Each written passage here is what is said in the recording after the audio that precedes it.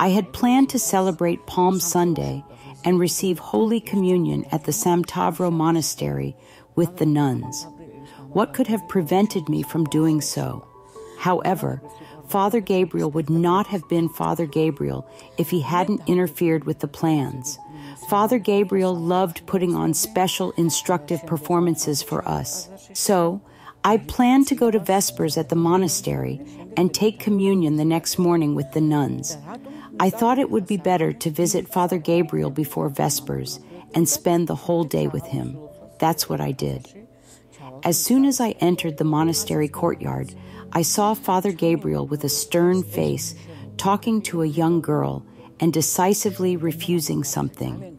The girl's name was Tina. She was begging for something, but Father Gabriel categorically refused. I approached, but Father Gabriel was very angry, and I couldn't get close enough for a blessing.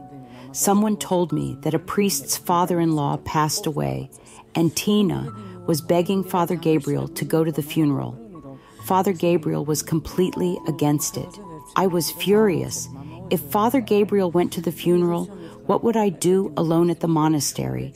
Besides, I didn't like that priest because I knew he was very strict, and I believed he didn't have enough love or had too little of it. Well, all these judgments were due to my ignorance.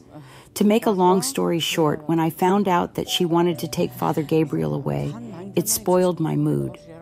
What was I supposed to do alone at the monastery before Vespers? Father Gabriel's dramatic behavior seemed to make the situation more difficult. He knew very well about my disposition, my mood. Tina continued bowing, and it seemed to me that she was behaving too boldly and provocatively. When she bowed a final time, suddenly, Father Gabriel agreed.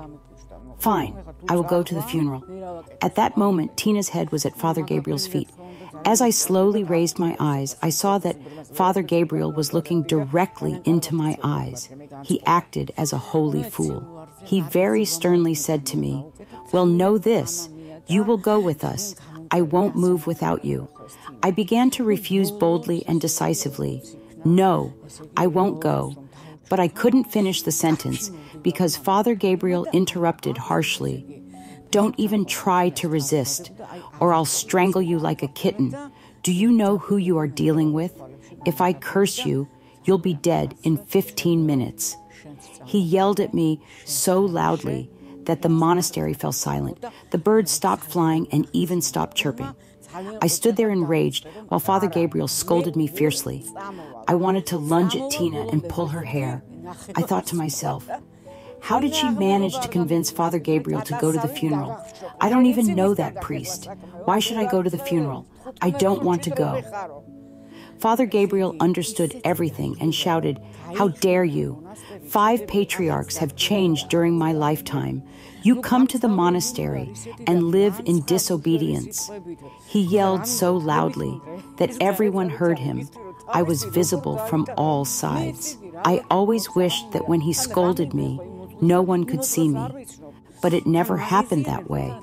It felt like I was visible to the entire galaxy. I stood there fuming, and he continued to berate me. "You will carry the wine and sugar," Father Gabriel shouted. "Bring her the wine and sugar." He lectured me. "How dare you resist me?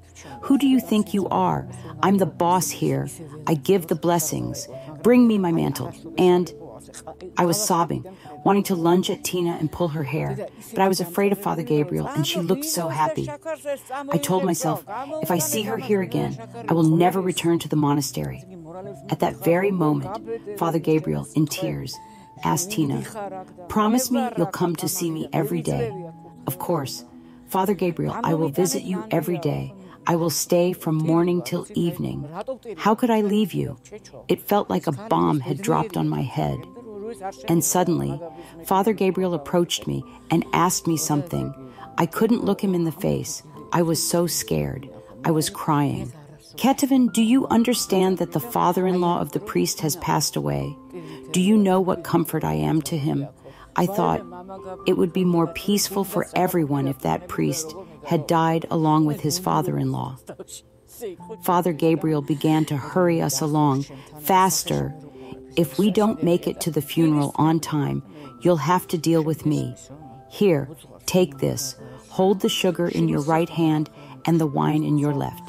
During his holy foolishness, Father Gabriel would sing while mixing wine with sugar. He would use his index finger to pick up sugar crumbs and lick them. Father Gabriel started instructing loudly, "Ketevan, you will walk in front holding wine in your right hand and sugar in your left hand, and we will follow you. As soon as I look in your direction, I must see the wine and sugar." I was crying. I imagined myself entering the house for the memorial service in such a state. There would probably be other priests there, maybe even a bishop, maybe other monks and people close to him. But what could I do? We got into the car. Father Gabriel wrapped himself in his mantle with a stern face. I sat in the middle, with Tina and my friend next to me. The car moved, and I was furious, wanting to pull Tina's hair. How could she possibly get what she wanted? The thing that was infuriating to me was that she looked so happy. Suddenly, Father Gabriel announced, "Now I will sing," and he started singing some embarrassing folk song. We kept driving, and the song seemed endless, with many verses. I tried to calm myself, hoping it would all end quickly. I thought, "We'll just go to the memorial service and do one round." "No," Father Gabriel shouted. "I know how happy they will be to see me. I am a great comfort to them. We must accompany the deceased all the way to the Church of St. Peter and Paul in order to honor his memory." I think, "Okay, fine. We'll go into the church and then head back." "No," Father Gabriel shouts again. "I know how happy they will be to see me. They will definitely invite us to stay for the memorial meal after the service. Isn't that right, Tina?" "Yes, of course. They will be delighted. You are such a comfort to them," Tina replied. And I'm thinking, all right, what can I do? I'll have 3 glasses of wine and then head back. Maybe I can still make it to the monastery. "No," Father Gabriel shouts again. "We will stay for the entire memorial meal. For me, that was the end." We finally arrived.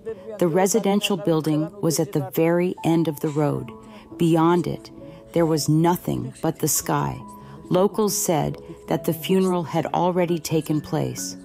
Father Gabriel asked whether the deceased had been moved to the church or already buried in the cemetery. They replied that he had already been buried. And then the scene unfolded. Father Gabriel lunged at Tina. I was so happy watching all this, but I couldn't laugh out of fear. He was cursing at her, and she was brought low by this. Suddenly, Tina placed her hand on Father Gabriel's shoulder and apologized. "How dare you touch me?" Father Gabriel attacked Tina and started pulling her hair, just as I had dreamed earlier. Then he threw her out of the car. Poor Tina whimpered like a cat and ended up on the grass. It happened in seconds. It was very funny, but I was afraid to laugh out of fear. At that moment, I realized it was my turn. I straightened my hair, tightly wrapped my shawl, and pressed myself against the door, hoping to stay safe and unharmed if Father decided to throw me out of the car too. Otar, the driver, wanted to laugh, but he barely held himself back.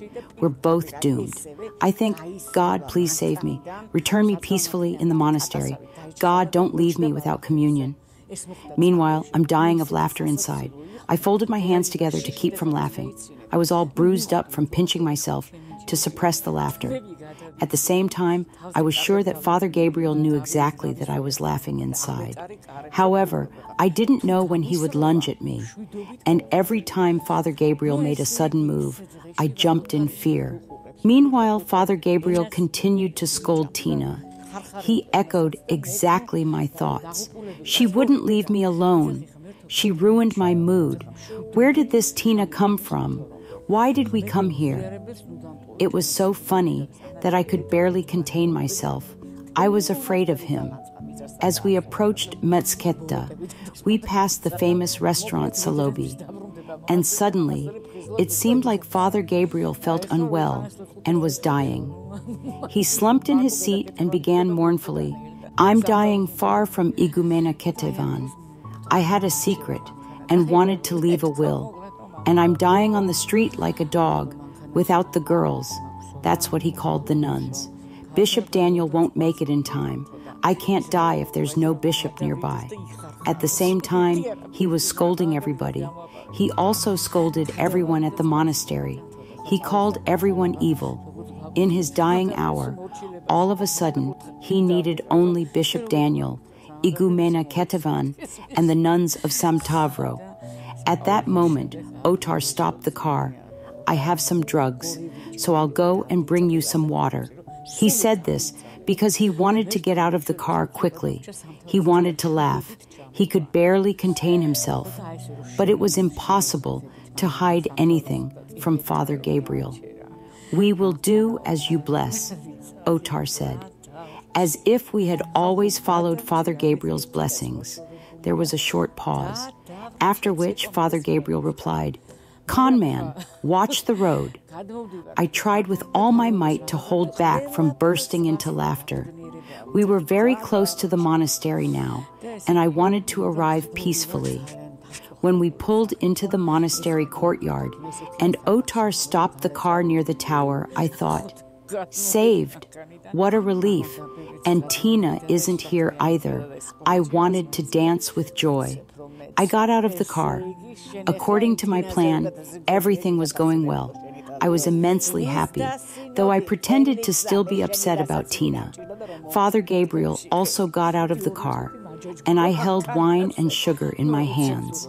And then Father Gabriel lunged at me. "Think you're better than Tina? Mocked me all the way here, did you?" He grabbed my hair and pulled me back and forth for 2 minutes. He scolded me fiercely and knocked over the jar of sugar. Then he made me sit back in the car. "Who let you into the monastery anyway? You bring chaos to this place." He even spat at me. After that, like a child sulking at their mother, he quickly climbed the stairs and entered his cell. Soon, he emerged with an enameled mug, poured baking soda into it, and started stirring. He was crying. He seemed very tender. He put on his diadem. There are 98 curses here. He collected spells and kept them in his diadem, which he said could kill a person for sure. "Now understand what I told you," said Father Gabriel. He was crying. "I'm rejected by everyone, like a dog. I don't want anything from the abbess or from the nuns." I called Otar and said, "I can't look at the broken pieces of sugar container. I want to get out the broom and clean it up." Suddenly, Father Gabriel shouted, "Don't you dare! Don't even move."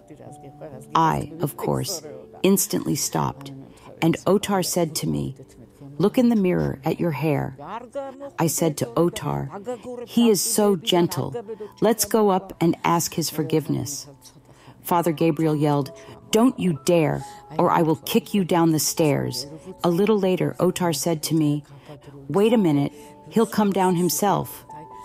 Exactly a minute later, Father Gabriel started down the stairs, his face full of love. He shone like the sun, like in the pictures. We got out of the car and he came up to us. We asked for forgiveness. "The dark clouds have cleared. I see the light. Let's go and celebrate this story," said Father Gabriel. When we sat with him, I asked, "Father, you knew from the very beginning that we wouldn't make it to the funeral. How could I not know? I have binoculars. I look and I see everything. Then why did we go?" "Well, Ketevan, you'll understand that later and tell everyone. Now it's been over 25 years. I thought I understood everything then, but the essence of this story, the teaching, I'm beginning to understand only now. How I regret not meeting Tina again. You know how much I love her. I want to kneel before her, just as she did to Father Gabriel back then. We learned about love from her. She didn't strive for herself, like me, but for her spiritual father. She sincerely wanted to please him. That's Christianity. Thank you, Father Gabriel, for such teaching. I apologize to Tina, an unknown woman to me. Thank you, Lord, for everything." ჩემთვის უცნობ ხალბატონს და